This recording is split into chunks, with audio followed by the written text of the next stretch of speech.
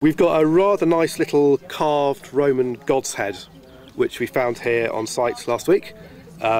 We found it while we were clearing out a rubbish dump, a late Roman rubbish dump, and one of our students just saw the back of it poking out of the soil, wondered what it was, turned it round, and there he was, looking up at him. So it's a rather nice little Roman god figure. They were very excited.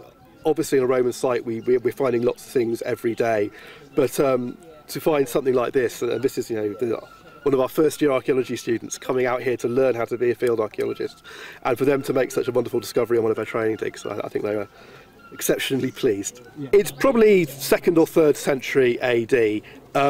We don't know who it is. Unfortunately, we haven't got an inscription giving a name.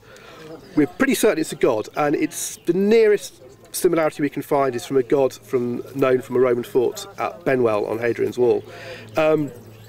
It's probably a native British god. It's probably not a god which has been introduced from Rome itself or elsewhere on the empire. It shows, although it shows some classical features, the face itself, and particularly the eyes, are very kind of Celtic looking. So I think it's probably a god who had his origins somewhere locally. Possibly a Geordie god, though it could be a god who has worshipped the other end of the wall as well. So.